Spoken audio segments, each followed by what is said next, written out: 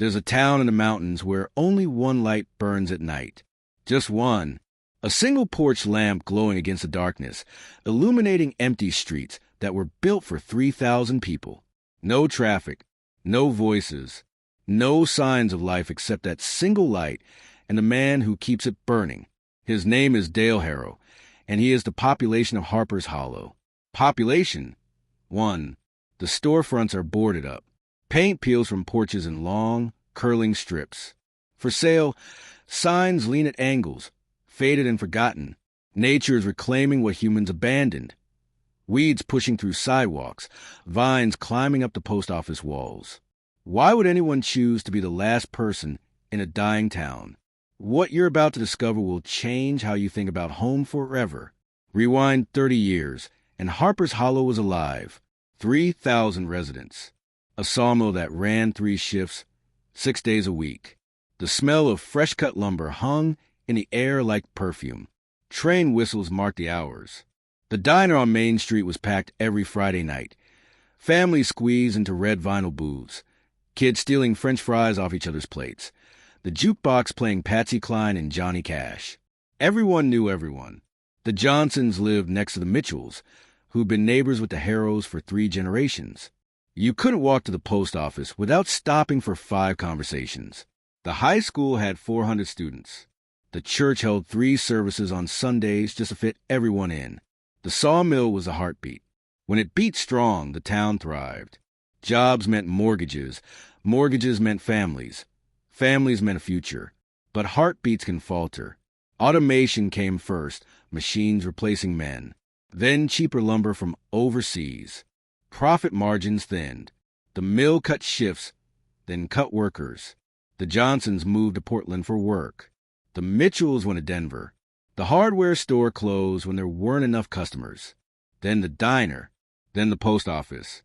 Have you ever watched a place you loved slowly die? The school shrank from 400 students to 40. Then it closed entirely, and the remaining families had no reason to stay. The exodus accelerated. One family leaving made it easier for the next. Like dominoes falling, faster and faster. By the time winter's first snow fell, only a handful of holdouts remained. Elderly folks too stubborn or too tired to start over. Then even they left. Except one. Dale Harrow was 58 years old the winter everyone left. He'd been born in Harper's Hollow, in the house on Maple Street, where he still lived. His parents were buried on the hill above the old church, the same church where he'd married Sarah 36 years earlier. The same church where they'd held her funeral 5 years ago, when the cancer finally took her. His 2 kids had moved away years before, good jobs in Seattle and Phoenix. They called every week, their voices mixing concern with frustration. Dad, there's nothing left for you there. Dad, we found you a nice apartment near us. Dad, you're going to die alone in that house. His former neighbors stopped by with moving company flyers and apartment listings. They meant well. They painted pictures of city life, restaurants, healthcare, companionship. You can start fresh, Dale. At 58, you've got years ahead of you. Everyone asked the same question. Why are you staying? Dale would sit at his kitchen table after these conversations, looking at old photographs. Sarah smiling on their wedding day. His kids as toddlers playing in the front yard. His father standing proud in front of the sawmill. This house held every memory that mattered. The practical reasons to leave were overwhelming. No grocery store. No doctor. No gas station. The nearest town was 40 minutes away, and Dale wasn't getting any younger. But here's what Dale understood that others didn't. If I leave, who remembers? Who keeps the lights on? This place raised me. My wife is buried here. My parents rest on that hill. If I walk away, it's like saying none of it mattered. So he made his decision. I'm staying. Someone has to. Drop a comment. Could you be the last person in your hometown?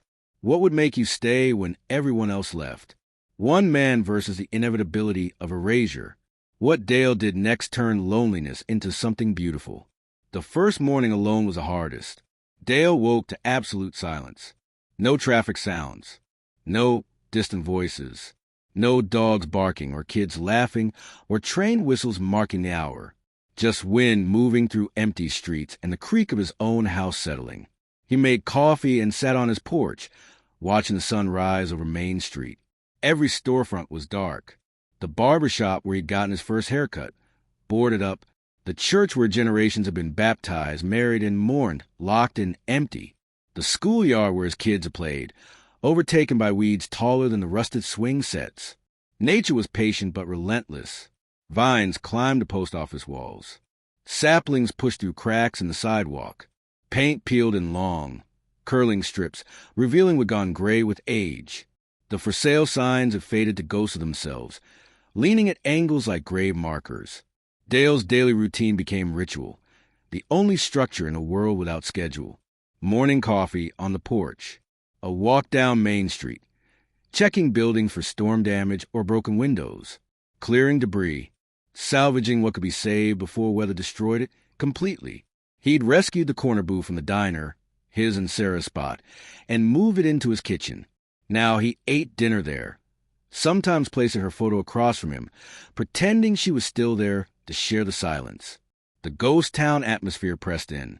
Signs swung on rusty chains, creaking. Curtains fluttered in windows of abandoned homes, visible through broken glass.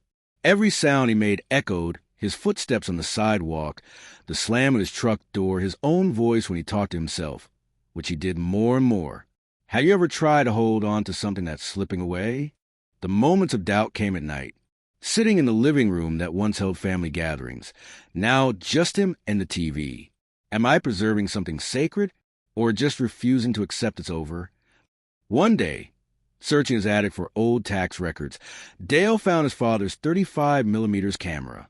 He held it, feeling its weight, remembering his dad teaching him to load film and adjust the aperture. A thought crystallized.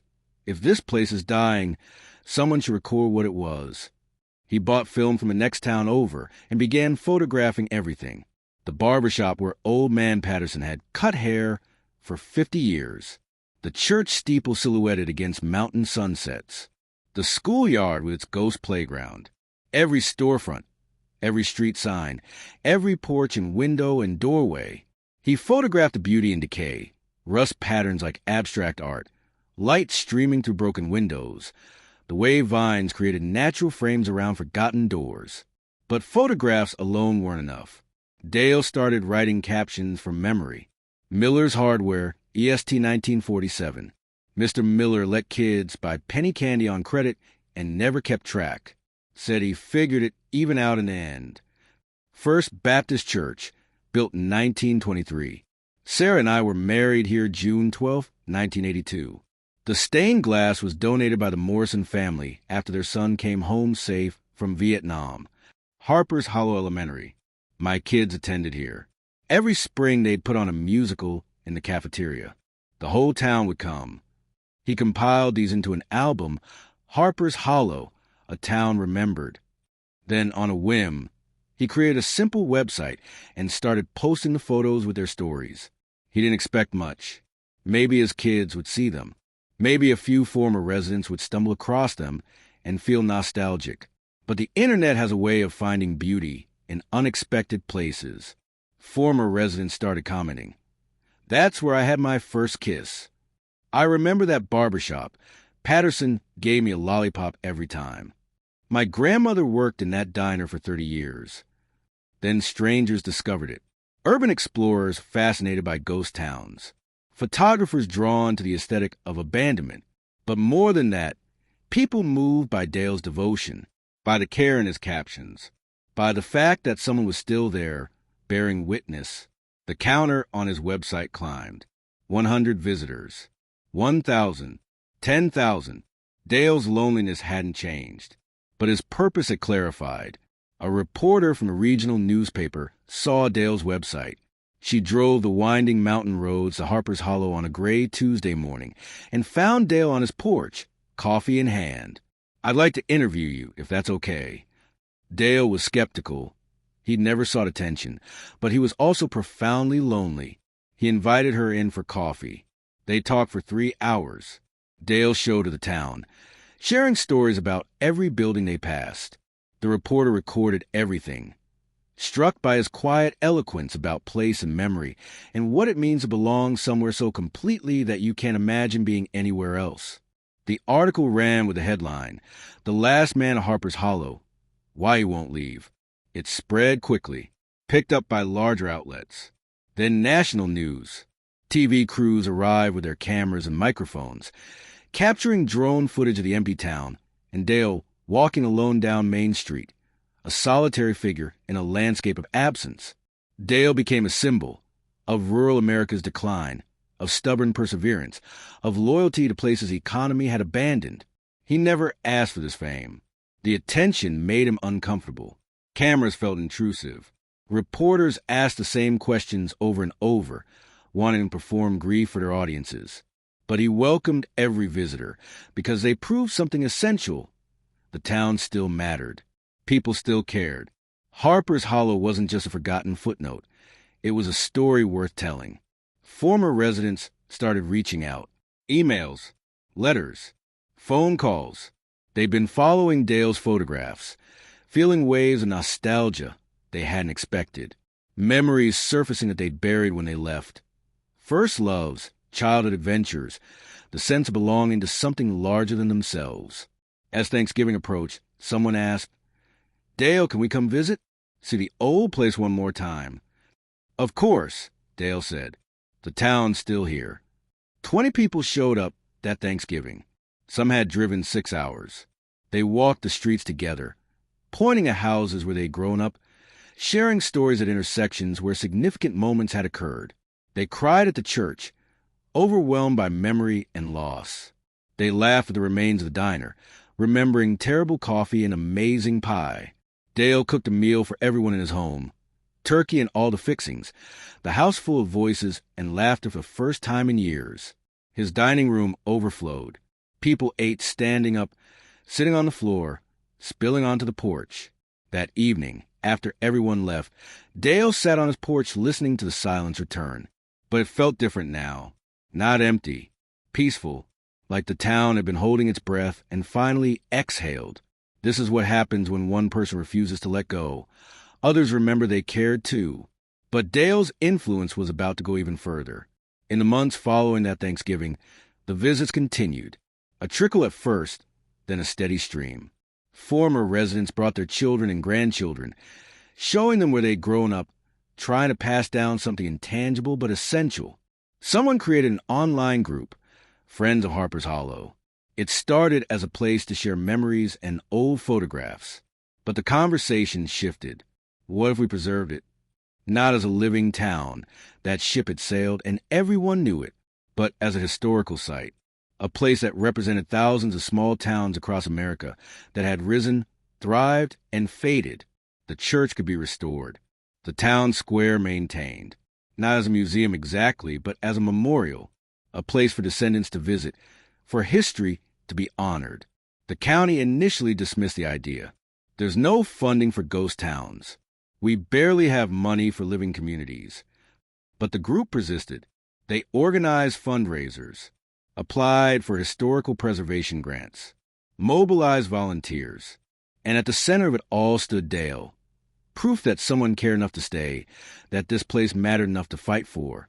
Hit subscribe if you believe some places deserve to be remembered, even after they're gone. Spring brought the first work crew, 40 volunteers, former residents and their descendants, carrying tools and paint and a determination to reclaim something that had been lost. They restored the church first. New roof to stop the leaks. Repaired stained glass windows. Cleaned and refinished the pews. When they were done, the building looked like it had 30 years ago. White paint bright against blue sky, steeple straight and proud. The town square came next. They repaired benches, planted flowers, installed memorial plaques with the names of founding families and notable residents. They cleared brush and painted fences and replaced rotted boards. Dale worked alongside them, finally not alone. His hands remembered the work. He'd helped build half these structures decades ago. Now, he was helping save them. The project attracted attention from preservation societies and historical foundations. Harper's Hollow was officially designated as a historical site, protected from demolition or development. Annual reunions were planned. a small fund established for ongoing maintenance. Dale's photographs were professionally archived and displayed in the restored church, creating a visual history that would outlive them all. One volunteer, a young woman named Emma whose grandparents had lived in Harper's Hollow, found Dale sitting on a church pew during a break. She sat beside him. "You saved this place," she said. "If you'd left, no one would have remembered to care." Dale shook his head slowly. "I just kept the lights on until someone else could see them. A ghost town brought back to life, not as it was, but as memory deserves." Dale never sought recognition. 5 years after the restoration began, he still doesn't fully understand why reporters keep calling or why people drive hours just to meet him. He stayed for simple reasons: loyalty, love, an inability to let go of the place that made him who he is. But his choice created ripples he never anticipated. By refusing to abandon Harper's Hollow, he gave others permission to care again, to acknowledge that leaving had hurt, that they'd lost something irreplaceable. His witness transformed private grief into collective remembrance. There's a paradox here. Sometimes saving a place means accepting it can't be what it was. Dale didn't revive Harper's Hollow. The sawmill isn't coming back. Young families won't fill the school again. The diner won't reopen for Friday night crowds. But he helped it die with dignity. That's a different kind of salvation, but no less important. His parents' graves are tended now. Volunteers adopted the cemetery, clearing weeds and replacing fallen markers. The church hosts services twice a year, and former residents return with their children and grandchildren, filling the pews for a few hours before the silence returns. Harper's Hollow exists in a new form, not alive, but not forgotten. This isn't just about one man and one town. It's about what we owe the places that made us. Thousands of small towns are dying across America. Economic forces beyond any individual's control. Demographic shifts. The concentration of opportunity in cities. Most of these towns will vanish without ceremony, without witness. Their stories will disappear with the people who live them. Dale asked a different question. What if someone stayed to say goodbye properly? His answer: memory work is holy work. Keeping lights burning in empty places isn't foolish.